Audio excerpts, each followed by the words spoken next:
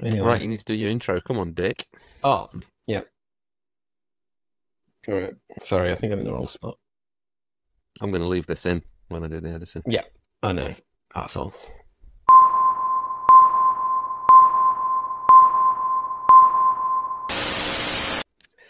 Welcome back, everyone, to another episode of Vice Press Open Channel, where we get together and we chit-chat about the things we've made, the things we've watched, and some things that we've done. And this week, Old Man Henshaw is out of the building. He's off on holiday, so it's just the cool boys getting up to mischief, you know? Big Matt Ferguson, and I'm your hostess with the mostest, Mr. Florey. So I think today we're just going to, freewheel it. Not that we're ever, overly structured. It's not exactly a professional level podcast. I don't even know what podcast is. Yeah, we just get on here. You. It's just accidentally recorded, right? That's the idea. Yeah. We're just sitting around. So what? I think we'll kick off with just our general catch up, and then we'll see what happens. So what have you been doing this week, Mr. Ferguson? I've been working. Yeah. I should really stop asking that question at the start of every episode, because it's if James isn't here to spruik whatever the latest release is, then we just sit here doing scribbling away on our things. It's not very exciting. I just had a new Star Trek poster go online. Well, there you go. Star Trek 2: The Wrath of Khan. Oh, that's not on sale until June the 8th, so that's a big. What is the promotional sort of thing for the convention? Because it's exclusive at the convention. The Vice Press Open House. I'm not going to give any fucking details. That's what I'm here for, mate. Because I may not be as professional as James. I like people to do a little bit of work, because then I know that they care. So therefore, I'll say that, and then they go, "What convention?" I'll go, "Use the internet, find out." Yeah. Anyway, it's the Vice Press Open House, and it's in Sheffield on the June the 8th or something like that. It'll be very exciting. Yeah. It's in a big venue. People are definitely going to come to it, and it'll be fun. And big old factory. We're going to have food, just Korean food vendors interested in coming. So, a little bit of Korean. So will they have chips for all these? I know English people don't eat anything. I said that. I said, is there anything basic as well that we can have? Because I personally Sheffield. Would love Korean food vendor, but I'm pretty sure some people will be like, "Where's my egg and chips?" Yeah, where's my egg and chips? Come on, guys, do something. Although I've said this when I've been over there, top points for your chips and stuff. You remember that insanely. A step back in time fish and chip shop that we went to in Harrogate. Oh my god, yeah. It was 2 years ago now or something off the 70s, and it was just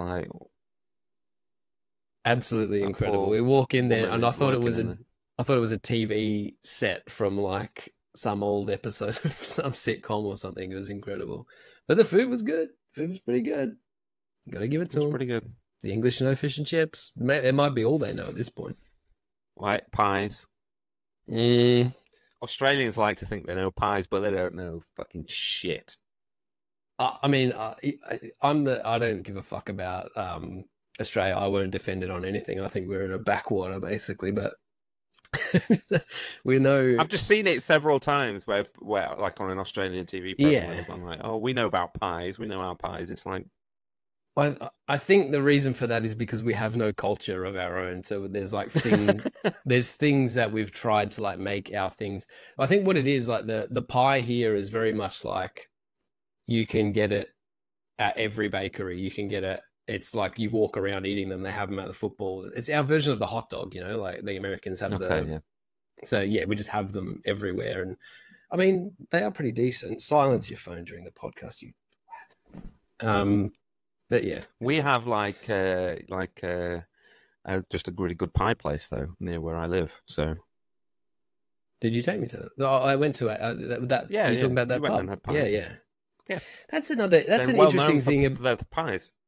Yeah, and it was incredible. It's the best pie I've ever had. We walked into that place, and I'd heard all this talk from you, and I was like, "He stitched me up here. This is not. This can't be the place with the world's best pie." Because it was just it was just an English pub with a sticky floor. It was, and we don't have those in Australia. Really, it's not. We don't have pubs, the culture is not the same. So walking into one of those and then being told that I was going to eat there, and I was like, I don't think I'd even drink out of these glasses. Like, what's happening? But yeah, it was incredible. And it was actually like the place itself was nice. It's just not presented as such, you know? Yeah. No cultural differences minute with Australians and Englishmen. What have I been up to? I've had a few. What have I done? Oh, I released some new on location prints yesterday. The kids are lapping those up currently. We don't have The Simpsons. We don't have Bluey. We don't have Adventure Time. We don't have SpongeBob SquarePants. Definitely none of those are available now on my store. I would never do such a thing. But those are a bit of fun. I like those. They're fun to make. Started something in the same style today, didn't I? Eh? Tease. The Vice Press. Star Trek. Yeah, great. Perfect. Who are we teasing to? I don't know. 20 people that listen to this. Who gives a shit? And this recording's not going to work anyway because he's in control of it. James isn't here to do it. So this will be great. It'll be just live in its riverside hole, wherever that goes, whatever cloud service they use. I don't know what that is, and yet here I am on it. We're currently in it. That's it. But we need to up the energy. You're too. I'm down, low, mate. I thought it was up. We need to be more active, so otherwise people will switch off and stop. Extreme. You know, speaking of active, right? You want to get active? Let's talk about this just because now it's popped into my head. Get active. I've watched all 4 Max Mad movies. Mad Max movies. The Max of the Mad. Yeah, that guy. Mel Gibson / Tom Hardy. Not the same character. Also the same character. It doesn't matter. I've watched all 4 of those very energetic films. Tell you what, they'll get you going. They're good movies. They're good movies. Thunderdome's shit, but like, there's still something in it. You know, it's just different than the rest. Well, they're all very different. all of the Mad Max movies up until Fury Road are kind of like almost like him testing it out and just 100% refining it. It's a bit like the difference between Evil Dead 1 and Evil Dead 2. Mm-hmm. It's that again, where they're almost like remakes. Actually, there's a bit of a... like, what version can I do here? I'm just going to keep talking. It might still be going. There's a parallel, actually. Oh, you're back. Oh, I didn't freeze, did I? Yeah, it is. Yeah, you were gone for me for like 10 seconds, so I just kept talking. Well, that's okay. Evil Dead is the last thing I heard. I was going to say that there's actually a bit more in that too, because I think all 3 of those films, the first 2 less so, but like that third one, it's just he just wanted to make more of a comedy set in medieval times. So it doesn't really need to be an Evil Dead film. I think Thunderdome is very much the same thing. It's just he had this idea about a gang of kids in an apocalypse, and they just insert. It was like Lord of the Flies, isn't it? And then they just went, "Oh, Mad Max, it's fun." And it's like almost like a family film, but then there'll just be some extreme violence every now and then, and then it'll turn into a cartoon. And that's that one for me. Number 3 was bizarre because I'd never seen it before. I couldn't believe that that's what it was, to be honest. That's the one I watched when I was younger, so I like that one because it was like sort of your entry Return level of the Jedi weirdo. Yeah. Yeah, it's like the first one's just an absolute like seat of your pants. I'm shocked that no one was killed on the set of it, kind of thing. And the second one is still scrappy, but like refined, and then they've obviously brought in because no one remembers that the first one, it's like pre-apocalypse. Things are declining, but it's not in a wasteland or anything like that. It's like a working policeman. He goes to the station. Yeah, everything's just kind of caught. Yeah, but it's all falling apart, and they're all the buildings are shitholes. But it's like when Australia, isn't it? That's just what I assume Australia is like. Well, that's the thing about it. In the first one, there's like a bit like after that they kind of go. There's there's Knight Rider, this guy that dies at the start, right, in the first car chase, and one of the bad guys. And the bad guys end up in a country town in what looks like Ballarat or something. Australians will understand that where that is, but it's just a country town, and they don't change anything. It just looks like that's what it would look like. Just a shitty little town in the late 70s in outback Australia. They didn't really. Oh no, it's the decline of civilization. No, it's not. It's just down the road, mate. Still looks like that now. Yeah, I wouldn't know about that. But yeah, not too far off. But yeah, I don't know. What? So 1, scrappy. 2, a little bit more less scrappy, and like actually has a narrative to it, but still not heaps of a narrative. And what they there's like some, because everyone's doing these reviews at the moment. Heard on something. What, he's got 16 lines or something in the whole film, max, the main character. Talks at all, yeah. Yeah, which is why that's the same as like the Tom Hardy one. He hardly talks. Yeah. Well, that when they get up to, well, this is all over the place, but you know, third one, very Hollywood. Fucking Tina Turner's in it. It's a lot more, I think, friendly to the masses. It's not as like, it doesn't feel gritty, even though everything is kind of more gritty in a way. Like everyone's just wearing loincloths and there's just shit everywhere. And the aesthetic is much more like Fury Road. I think that's what they pull from it the most. But then they just don't, there's no car driving for 90% of the film. Like no one's smashing into anyone. He's just hanging around with kids. And because, you know, it's different. It's just different. But then you got, obviously we all know Fury Road, and to watch, I haven't seen that since I saw it in the cinema, because I was like, well, it'll never be better than what it was just presented to me as. So I just haven't really rewatched it. But I thought I'd best do due diligence before Furiosa comes out. That's what spurned all this. And I was like, Jesus, he really did it, didn't he? Like, good movie. It's a really good movie. 10, like literally 10 stars. Flying over. That's yeah. the bit I remember, you know, it's like early on, it's like one of the first bits. So yeah. I was just like, holy shit. And it's not fake, is it? I mean, there's probably wire removal and all that sort of stuff, but it's still, they are jumping bikes over the rig and everything.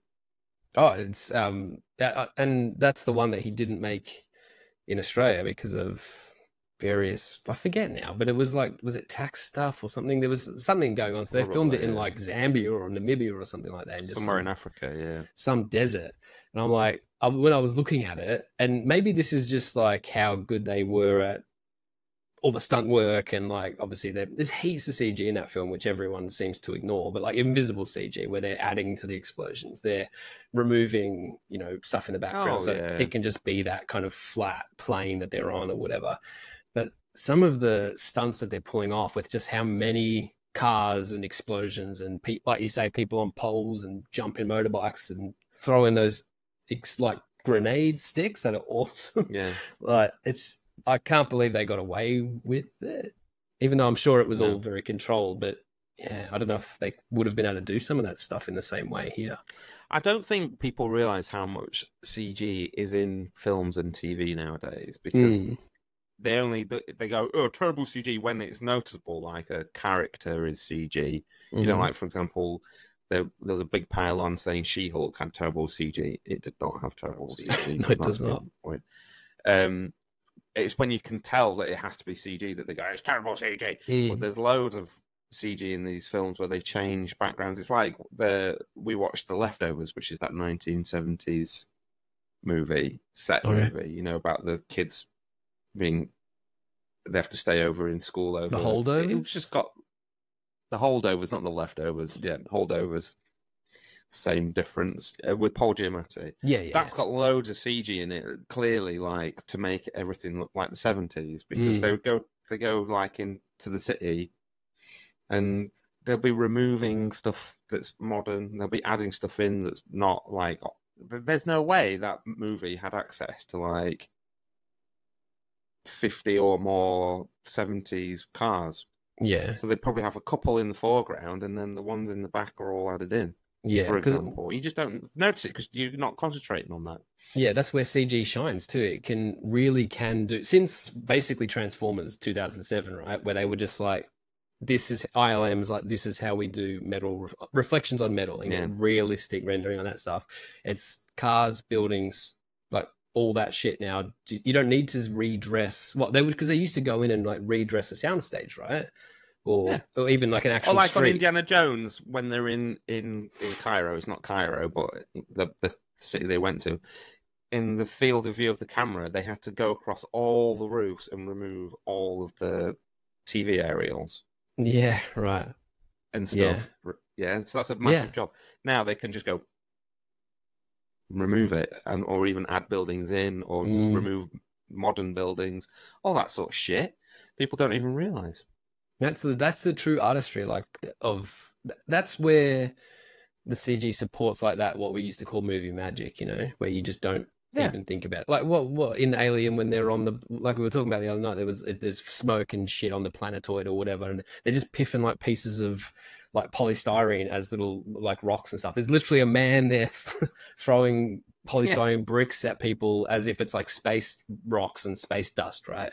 But on screen, it looks like what it should look like, and that's where CG can really help productions out. It's just when it's overused or not planned for, that's when I think that's the main thing, is when it becomes last minute, because it's work and time consuming to make it look right. And so if they've got all of it set and they're like, this is the shot, this is what we're going to do, and then it has to change, or it changes for whatever reason, and they've got like a week all of a sudden to get it done before the movie comes out, it's not going to be finished. It's like the end of the Flash movie. Quite clearly, the artists working on that, who were all very talented, no doubt, had maybe like a week to do all of that at the end, and it's just like, well, of course it's going to be screwed.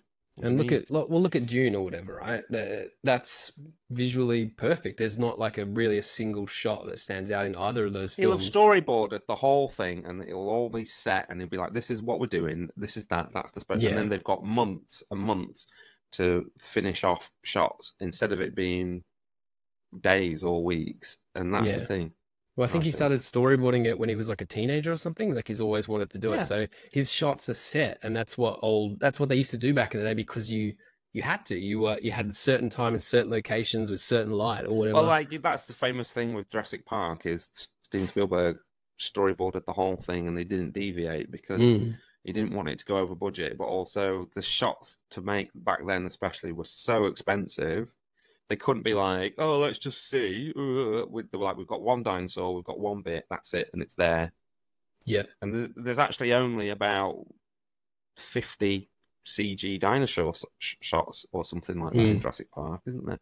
But they're just used perfectly. Movie magic. Movie magic. Yeah. We love it. We love the movies, obviously, don't we? Right. I am obsessed with movies. You know what's interesting?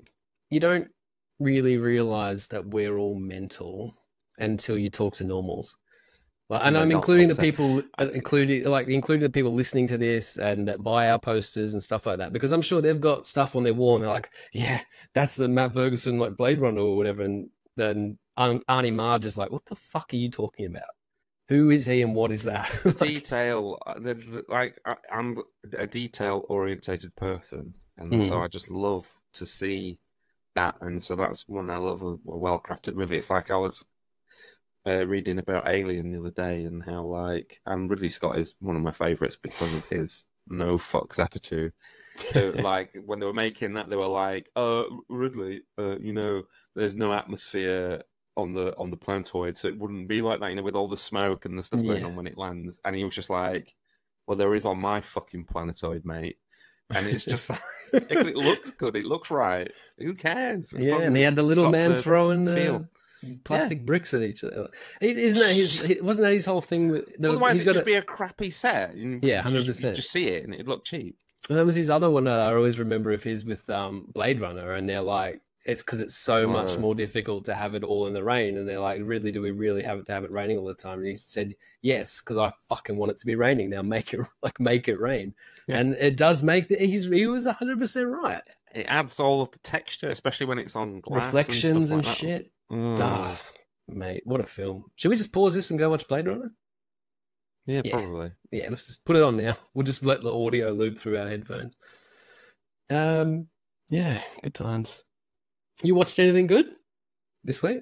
This week, so I watched X-Men, watched Fallout to the end. Now we finished Fallout. Oh yeah, I did this. I finished Fallout as well.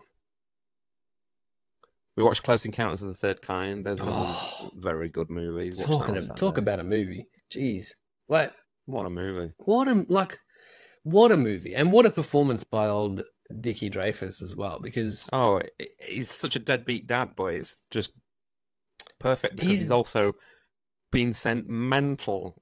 Like, he's obviously been driven insane because they've rewired his brain. Yeah. It's one of those things you don't see now. It's like a proper...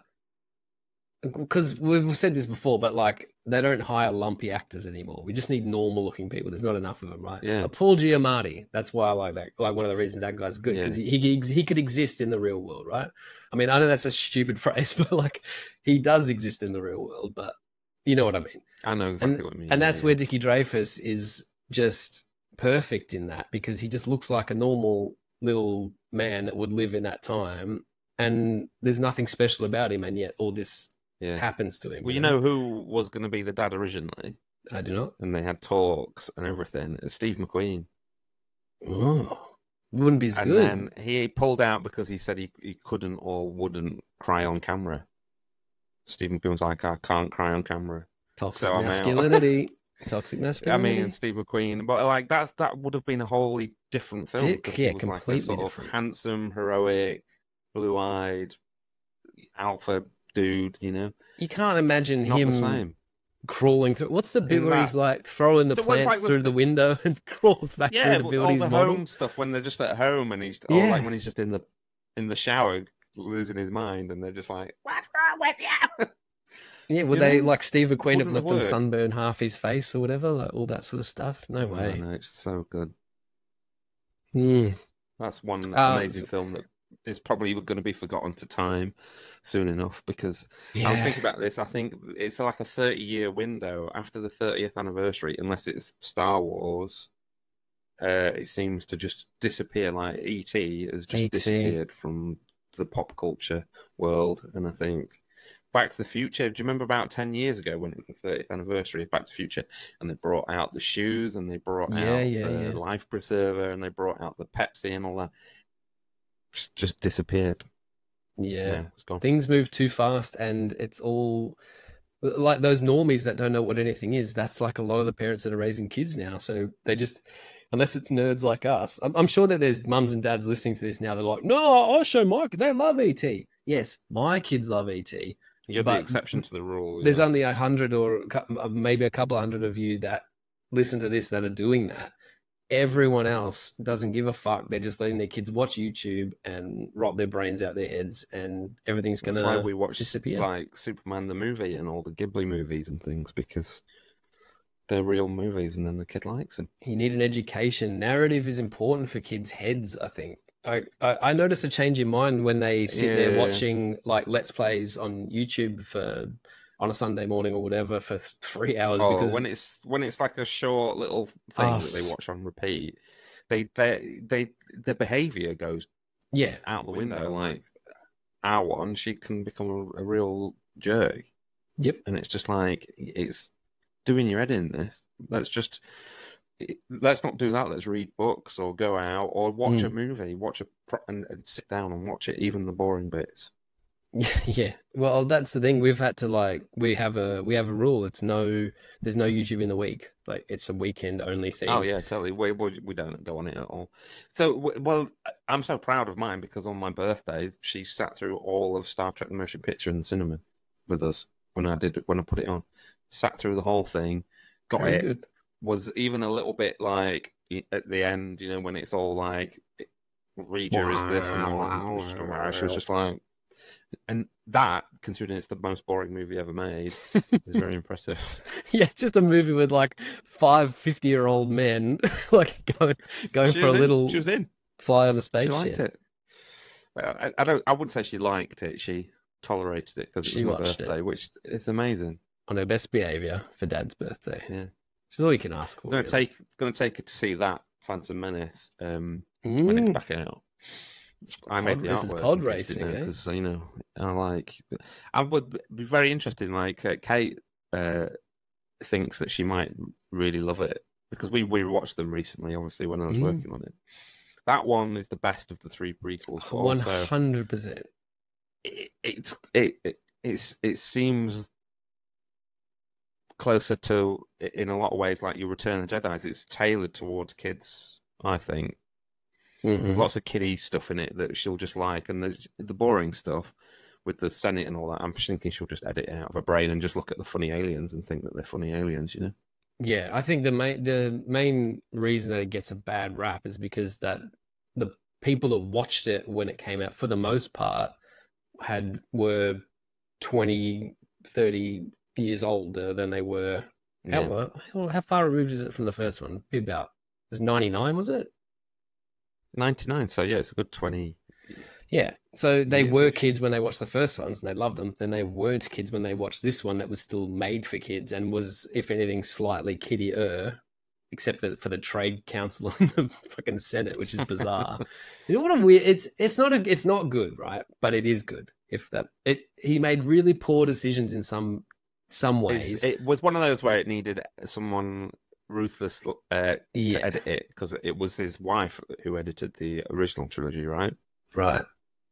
A lot of it, Marsha Lucas, and she was obviously ruthless and just like, we're losing this. This is going. She's a really famous editor, didn't she? Edit like all Scorsese's movies, Marsha Lucas. I don't know. I know a lot of shit, but for some reason I have no idea what you're talking about. Well, there you go. Look her up. She's very good film editor. Anyway, someone like that to just go, no, we need to just cut all of that out. It's not helping the movie. Mm-hmm. But overall, it's still a good movie, I think. It looks incredible.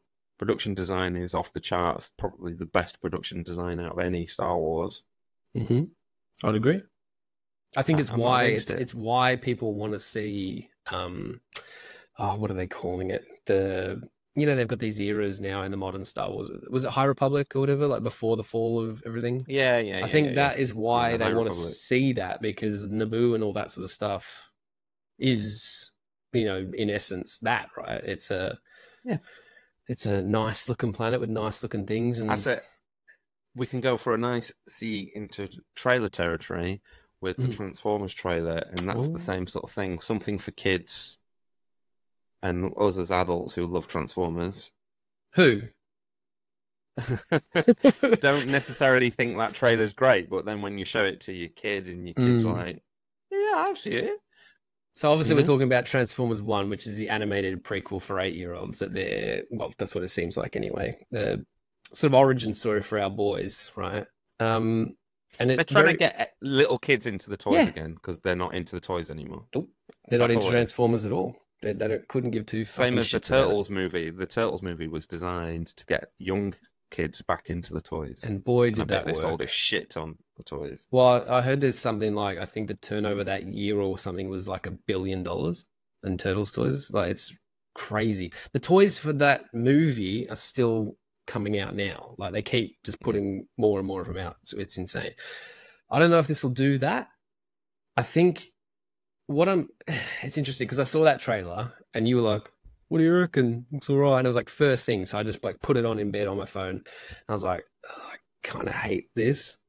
Like, I'm not a big I know it's not made by DreamWorks, but I'm not a big DreamWorks guy. I don't like Illumination films. I just think that the comedy style they go for it's very low rent. Like, it talks down to kids instead of like a Pixar that talks up to kids, When they do it good, it's good though. They do good ones. Oh, sure. Those Illumination.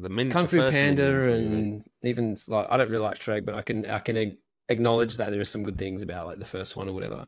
And the Dragons movie. Dragons ones, yeah, they're good. But that's all fine. Like, they have a place. I think they've kind of shot for that tone. Yeah. And I don't like it. But I think it looks really good. I like a lot of the designs for what they are. I think it looks different too, in a way that is pleasing. Like, because some of these Transformers stuff, there's always new shows, right? And I thought the Netflix show was incredibly ugly. And that was awful. But I think that like Earthspark is probably better than all of them. It looks amazing in some spots, and this is kind of somewhere it's just its own thing. So I like that you can tell it apart from the stuff that's come before. Yeah. It's interesting. Like the trailer, I didn't like, but I'm hoping it was just a bad trailer, because every time I see stills from it or I like hear something about it or whatever, I'm like, oh yeah, no, that looks all right. Or even there's like a toy that they put out the picture of, and I'm like, oh, that looks decent. Like, I'm hoping that they're advertising it on purpose to kids though, so the trailers got heavy on the yeah, not humor slapstick, really. Yeah, but not good slapstick. Like slapstick when it's done good is good. Like the first Minions movie is got great slapstick in it. See, we agree on most things, right? It's not. I don't think it's a good movie at all. But this is the thing. I fucking hate it. But then the second one was not very good. So what are you gonna do? But no, that first one, I just enjoyed the stupid slapstick. But this is like you say, sort of like a halfway house. I just hope that they're not half. It's not halfway. It's because the everything. I think the trailer is just aiming at that, and then there might be different ones. And then are they going to go there in terms of Megatron going bad? Yeah, see, that's another thing. I'm like, I know there probably will be no mention of it, and because who cares, right? But he's already got like orangey eyes, and the rest have blue, and I'm like, but he's not a Decepticon. He's just like a worker bottle. Like you gotta, if you're gonna do this thing where they're all mates one day, they've all got to have blue eyes, and he goes bad and goes red eyes, right? Just small shit like that. Is that not what we're doing? Is this not simple? Sort of, you do that first day, right? It's simple. It's almost too simple. I don't know. I like the way they look. The faces are really good because I'm glad that it's not all bits, just like a mash of sharp knives going like this at me. Yeah. So they've actually got faces, which people that didn't make any sense now because they're used to the Bay ones. But Transformers were always just, they had faces, they had beards and shit. In cartoons. So that's that. I like the way they look a lot. I think they look good. People that defend Transformers or they put it on a pedestal are fucking morons because it's the stupidest shit in the world. Ever. It's just cool. It's like and anyone fun. saying this looks too goofy. It's like, that's not a reason to not think it's going to be good because the original cartoon was the goofiest, dumb bullshit ever. The whole point. Where they're playing basketball. Come on. Yeah. It's a bit like the Adam West Batman. They're going surfing against the Joker or whatever. Like, that's the point of it. It's just meant to be stupid and fun, right? And that shows fucking rules. And if this needs to capture some of that and do its own thing. I think it's good they're making it. I'm interested that they're giving us a product that is not a Michael Bay attached film. Like, I hate almost everything about it. Every single one of those films. He might be nice as well. Alpha Trion, Orion Pax, Optimus Prime. He might actually be nice. Yeah, I could go for a bit of that. He looks like they're putting him forward as like a horrible, murderous jerk for so long now.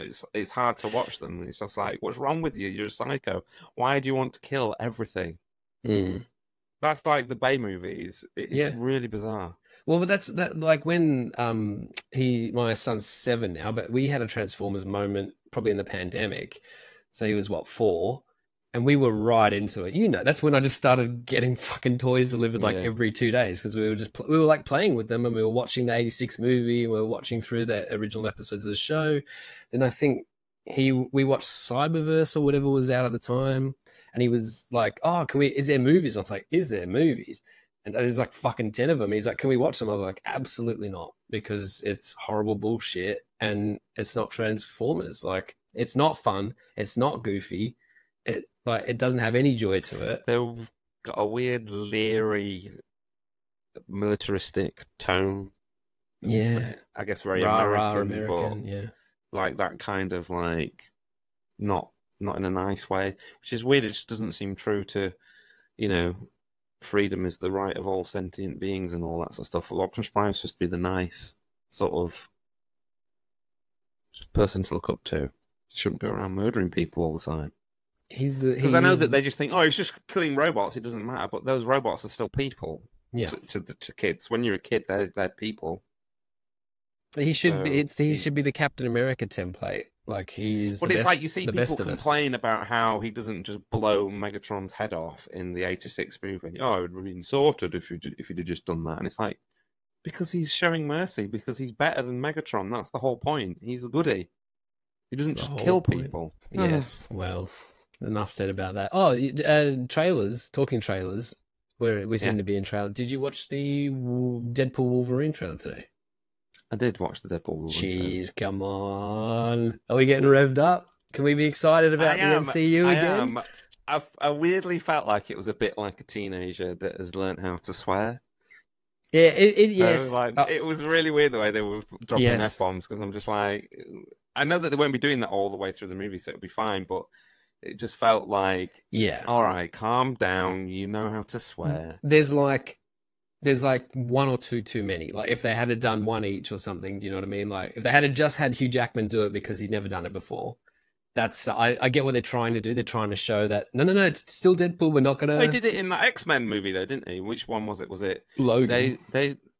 No, not. Oh Logan. no, yeah, they you're did right. In that, but there was that one where they go to sign him up and he just tells him to fuck off. Yeah, which was like the best part of that movie. It's maybe the only good part. Yeah, that's a good trailer. It is a good trailer. When Madonna kicks in, because it's got little hints of Madonna, and then when it really kicks in, good. And then the trailer's like, whoa. Oh man! And then there's like giant man with his skull inside the. Oh my god! Turned it into a old man Logan or whatever. I was like, come on, whoa! It's just pulling from. Good.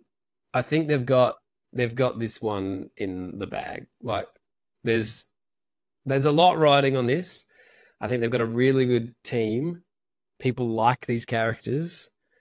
I don't think this can be bad. I don't think it can be bad. I don't think they'd let it be bad. I think they understand. I think it's going to go quite big. I think it's going to be which is massive. I don't know if like Deadpool is like an Avengers level thing, but again, it is probably now. Do you know what I mean? Well, there's going to be that. There's going to be obviously a whole bunch of other X-Force type people showing. Well, even in the trailer in the trailer, when you look closely, there is already like 15 characters from all the X-Men and Elektra films or whatever. There's heaps of them. Even just in that, they don't really even hang on. They're just there.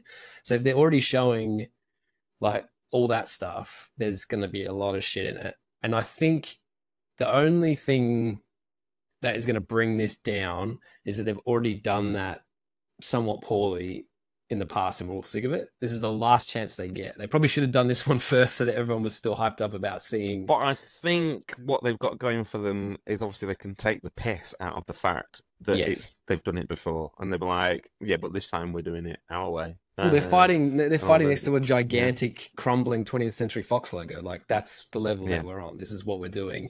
And people love Hugh Jackman as Wolverine. People love...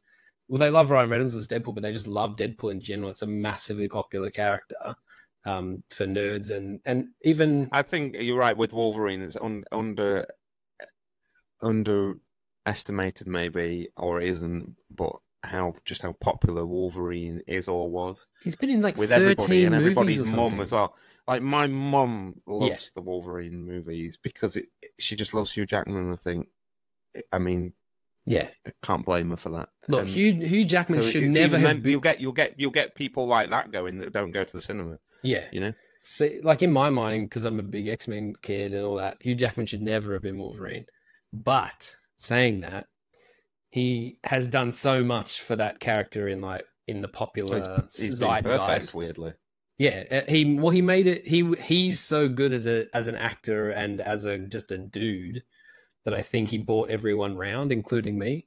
Like, I'm psyched to see him do it once more. Please be the last time.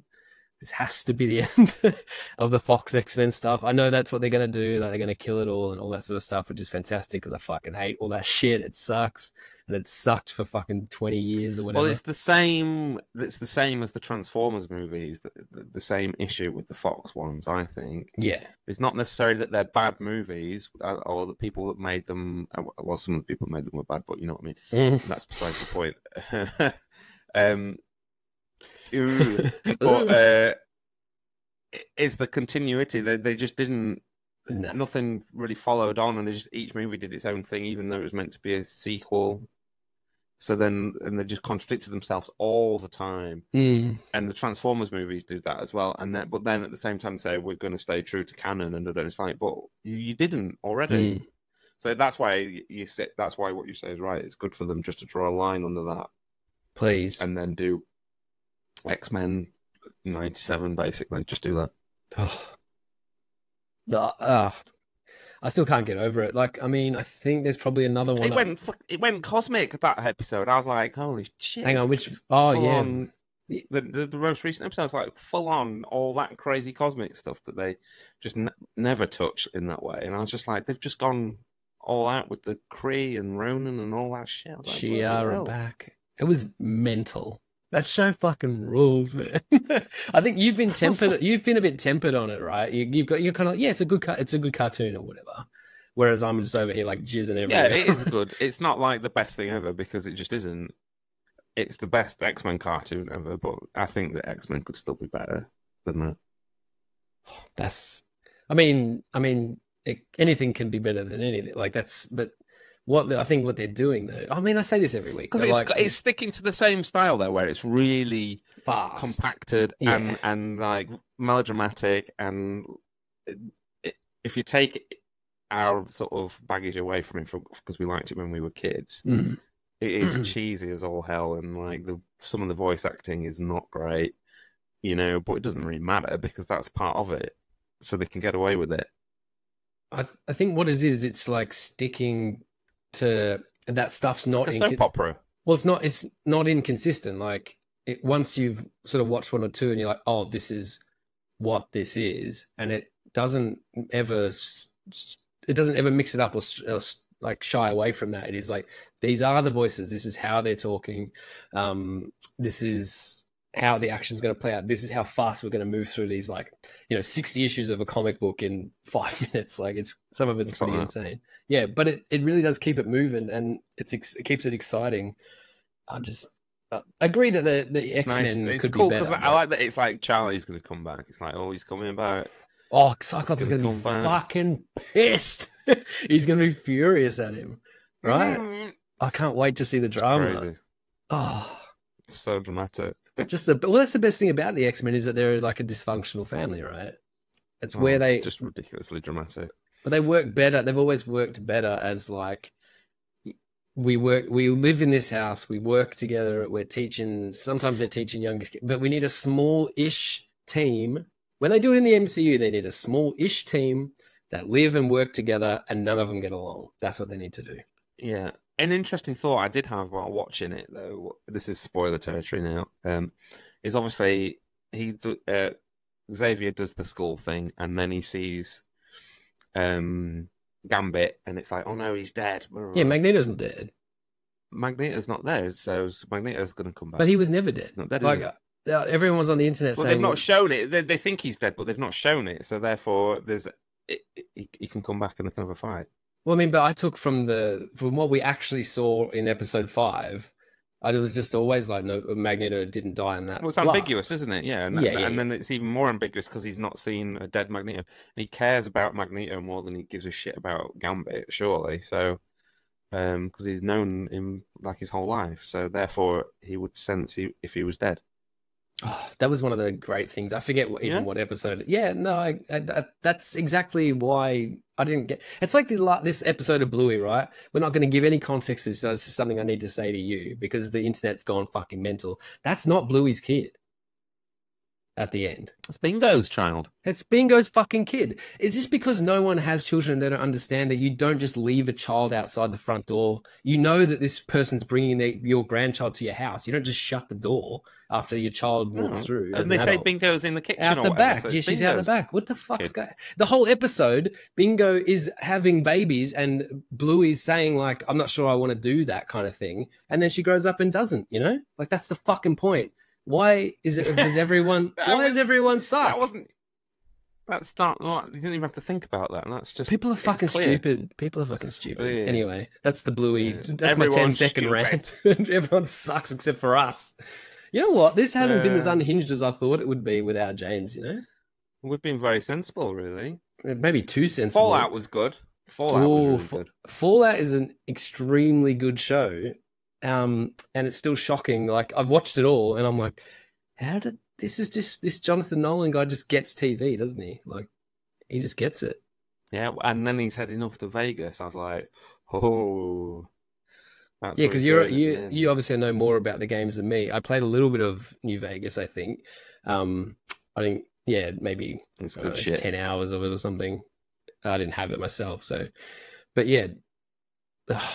It's just such a great But you show. cared so much about, and it was so well done that when they were doing each section, because obviously it's split into 3 sort of narratives, isn't it? Mm. You're not thinking, oh no, what's going on with him in the vault, or what's going on? You're just thinking about what they're presenting you. So, like, for example, when it was back in time with him and his wife, and he's listening on it, and then it turns out she's absolutely not a good person. It was just like, guy. Oh, holy shit! And then he's spoilers, like, by the way.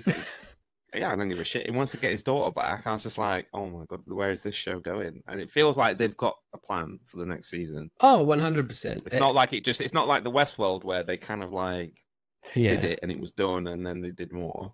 This feels like they've got a definite plan for what's going to come next, which is good. Oh, I think it's fantastic. And if it was me, I would announce now that we're doing whatever they've got, whatever the plan is, what they think they can do comfortably. They should just say we're doing 3 seasons and that's it. They should do a Watchmen, you know, or a Leftovers or whatever. All those shows that have kind of gone, or a Dark. Yeah, like this is the plan. Perfectly structured 3 seasons of TV done. And well, like if it's just too much of a massive hit in 3 years' time, and just do a different story. Exactly. Vault 102. Like, who cares? Start again and do that.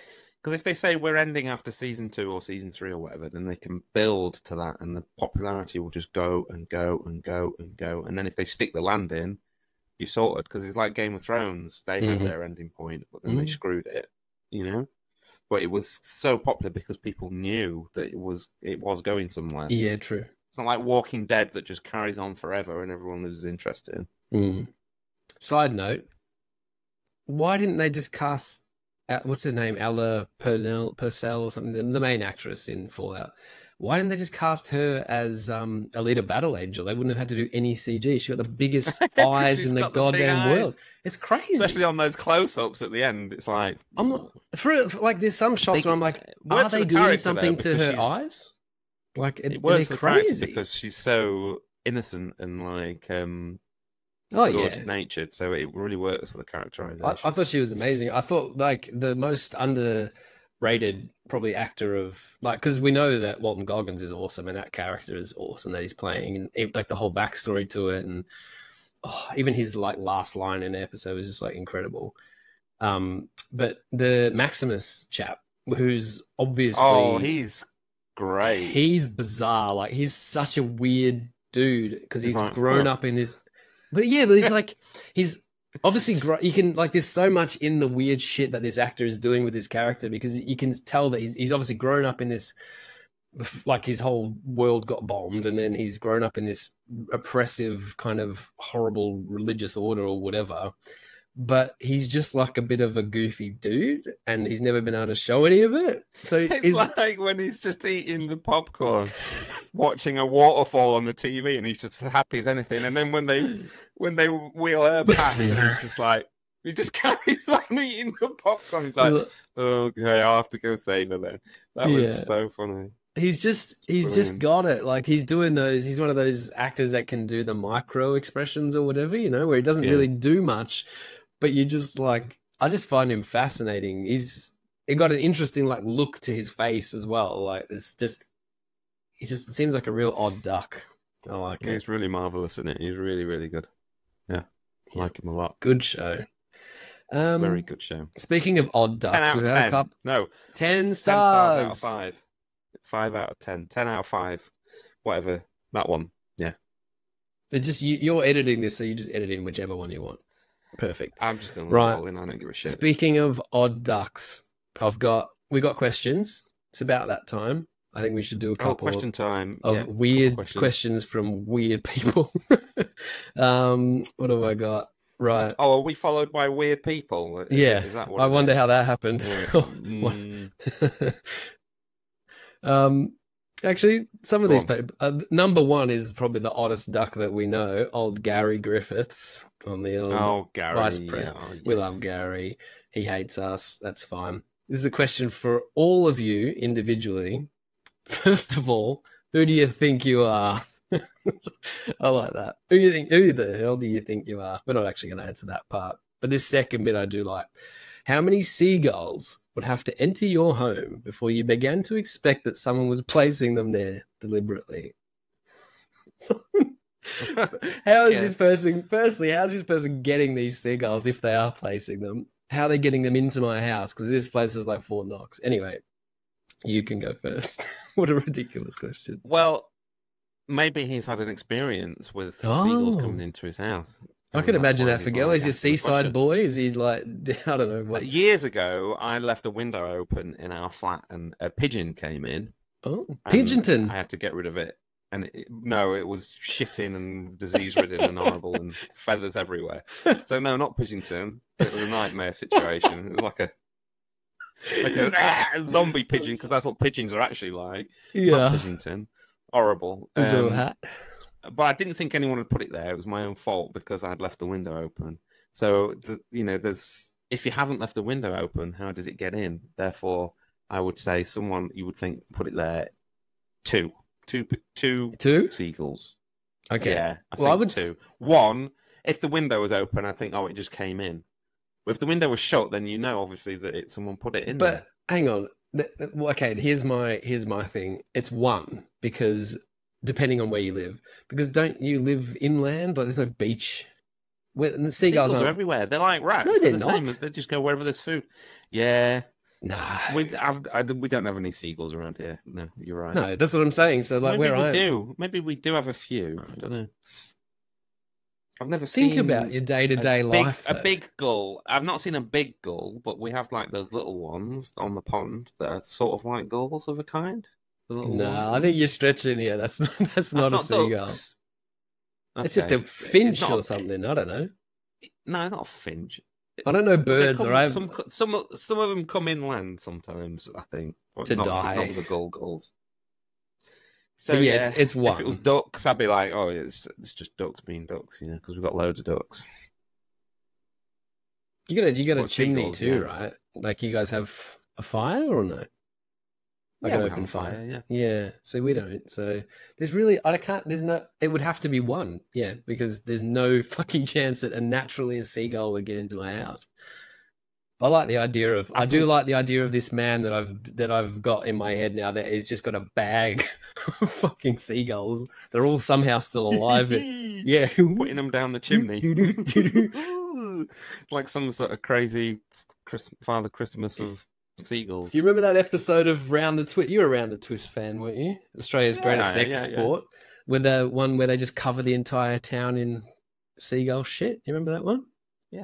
Yeah, I do. Good app. Disgusting. I remember the one where he gets a little baby out of a cabbage.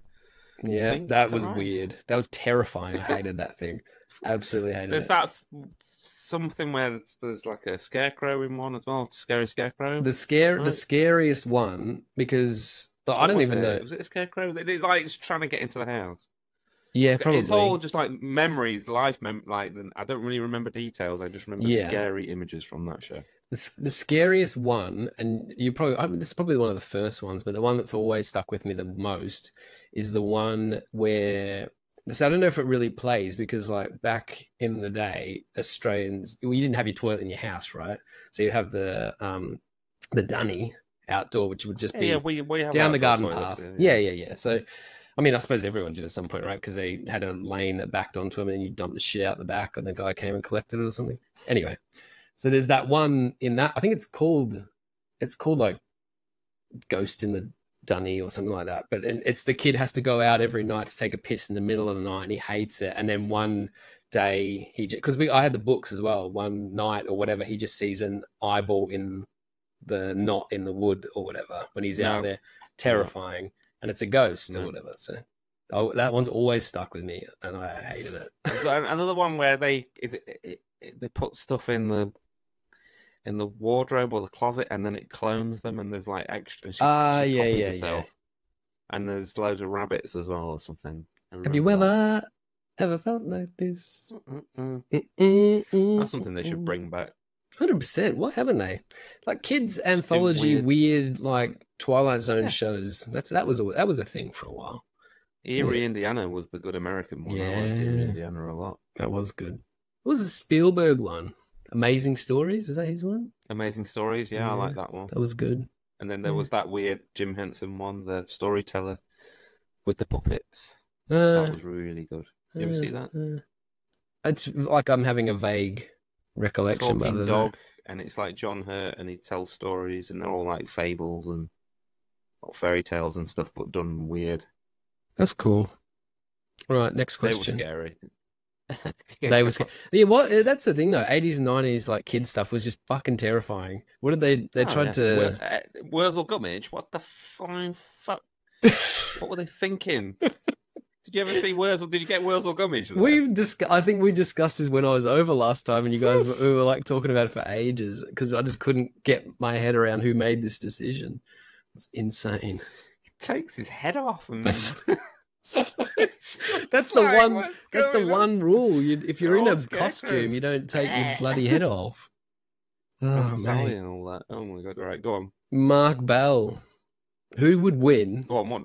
Mark Bell. We know Mark Bell. He's done a few things for. Yeah, I know Mark. Yeah.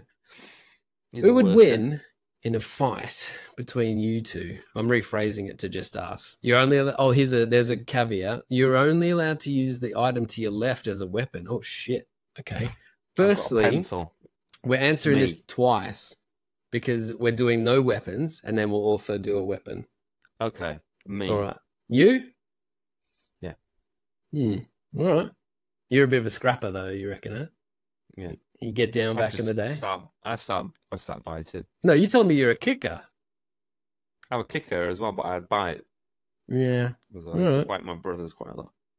Okay. Doesn't matter that it'd be an even match because James isn't here because obviously. We'd snap him in half. He's not a well man, poor James. Well, he'd probably have golf clubs on him though at the time, so he'd just beat the living shit out of us. If he's got a golf club, he could get us with that. That's true. I've always thought the golf club is not a good like that's what you're watching Casey Jones, right? And he's got his golf club. Bends in half, doesn't it? Yeah, it's shit. Unless you actually connect with the head of it like direct, it's just a piece of garbage. But I mean, one good shot and you're fucked. Yeah. I reckon we could scrap for a bit, but only if we're fighting now. If it was back in the day, I weighed like 48 kilos up until I was I was 35. So thin. Maybe we should have fought back then as well. We were just like it'd have been like this. Mom! Matthew, you're 28. I've told you to fight your own fights. But yeah, I reckon we could go down. Weapon to my this is I've got a glass or. Well, that's pretty good. You could smash it. Smack you around with this. What do we got here? Let me read it before I read it so that it's not like some fucking weird shit. That's going to be weird anyway. Comes Raymond. This is not, we can't end on this because it's not actually a question, but I think it's... Okay, well, here we are. But we're going to read it anyway because I think it's really funny. It's from Gary Rawlings. On a scale of 1 to 10, using just color. I can't even say it. It's so stupid. This is the sort of like Mighty Boosh style shit that really gets me going. Like just nonsensical rubbish. Using just colors of the rainbow, how much porridge oats would I need to thatch a cottage roof? It makes no sense. All right, so I'm sorry. Well, I'm not going to answer it. You can't answer it because it's not answerable. On a scale of 1 to 10, using just colours, like it makes no sense. Anyway. What is it with Garys? What is it with these Garys? Yeah, that's true. Stupid questions. I think Gareth will be angry that he's being lumped in with another Gary, to be honest. But he's dug that hole for himself. Well, tough shit. He doesn't listen to this anyway, so it's fine. Everyone calls me Ferg. I've told him this before. I don't like the nickname Ferg. Oh, I don't like it. It's what people seem to have always called me, so I just have to live with it. What would you like to be called? Just Matt, thanks. It's just my name. Matt. Matthew. Matt. Oh, my mum calls me Matthew. That's Mr. Ferguson. My dad calls me Matthew as well, actually. It's weird. Yeah. I get a bit of that. Anyway. The worst was for a while when people called me Matty when I was young, and I just be like, don't call me that. And that's gross. Or the kids that didn't like me, Matty Twatty. All right, I'm back in.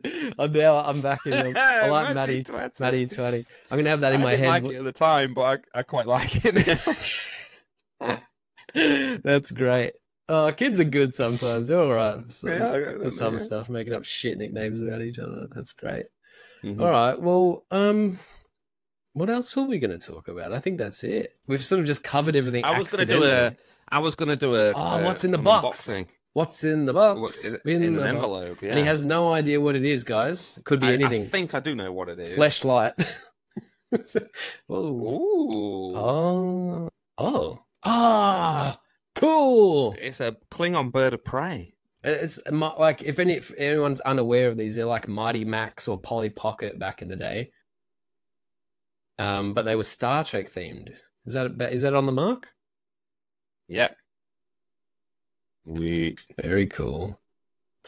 And then it opens up, and it's like got the little bridge. Oh, that's a good one. It's really good. Cool. How many of those have you got now? I've got the phaser, and I've got the Enterprise, and this one. The Enterprise is. Oh, look at this little Gowron! Wow, that's. Oh, do they fit? Are they Diaclone size? Yeah, they fit in. Can you put him in Optimus Prime? Yeah. That would be the best. Let's get Optimus Prime and do it. What are you, Primey? Now we're just doing show and tell. I've got my old one. Let me get with you one. I'm going to talk to the people about my very own toy that came this week. So look, there's my original. There's my original G1 boy. Mm-hmm. And you see? Yes, I see. We'll just. Oh my god! Put him inside. He's in there. That's fantastic. Driving Optimus Prime. Gowron. What's his? He's Gowron the something, right? Does he have a thing? I think it's just Gowron. Yeah, just Gowron. He didn't need anything else. Emperor. He's got the eyes. Do you reckon when they found honor? Yeah, when they found that guy. Well, that's why he keeps coming back, right? Because the Klingons used to change, but once they found Gowron, they were like, we don't need another guy. He's the dude. He's just the best. They must have just been so happy when they found him because he can do the eye thing. Well, he just looks completely mental. He's like the most memorable Klingon bar Worf that they've ever had. Yeah. Well, it's great because he's like the opposite of Worf as well. Well, that's it. And I got a little Worf with it too. That's so cool. Happy. Very cool. Yeah, toys are cool. I got the prototype for my toy that's coming out sometime this year. If I ever stop redesigning parts of it, but that's another story. That's cool. I'm not going to show it. I don't think. Don't show it then. It's not good enough yet. He's gonna have a toy. That's swappable, hopefully. Well, I think if you get your act together and get it done in remember time. We were like, well, this is the thing about the actual production of these things. They quoted like if you want to do 500 of them, it takes like a month. So, which is quicker than screen printing. They're going to make like all these parts and paint them and whatever else in 30 days. Screen printing, because it's obviously done here, it takes forever. I've got like these coming with the unicorns in. Have you announced? They're coming this week, and they've done 1,000 of them. I've not announced anything yet. I'm going to do a video when I've got them all set. I need to do some badges. I'll talk to you about the badges afterwards. Oh yeah. I don't know what to do with them. Did we say just unicorn? People will just want the unicorn on a badge, right? Yeah, that's your trademark. I think you should do a few different colours or whatever. These guys. Yeah, that's all it is. So is that small one, that's the same as the one I got last year, right? The small unicorn? What, a thought bubble? Yeah. No, it's smaller. Don't I have a small one? I gave you a medium one, didn't I? A thought bubble? Hang on. I've had 3 sizes: micro, medium, and large. And then next time I do an exhibition, are you telling me that that's smaller than that? Oh no, that's the same one. Yeah. I must have given you one of them. Yeah, I'm going to do a full-size, horse-sized one at some point as well. Yep, you are. Because I need. Oh, and I'm looking at doing a bigger 10-inch, 12-inch plastic one. Oh, what was that? Face. Well, this was fine. I don't know. James is missed. I miss James. I know, it's all a bit off without him, but yeah. I think we've done well. let's review our performance before we actually stop the recording. What do you think? Yeah, we did all right. Yeah, we're pretty good people. More than 30 people should listen to us. Apparently. Oh, I wish they would. Maybe this week I'll not forget to do the artwork for it until 5 minutes before, like I did last week. We can make it look a bit better. That'd be good. Anyway, it's got to be something to do with it being just the two of us. Just a mini, like Dr. Evil and Mini Me or whatever his name is. Lost in Powers. Sure. All right. Well, let's wrap it then. Anything else from you apart from no? That's a no. All right, kids. That'll do it this week on a sort of more rambling and one man down Vice Press Open channel. We'll see you next week, hopefully. Bye-bye. Bye-bye.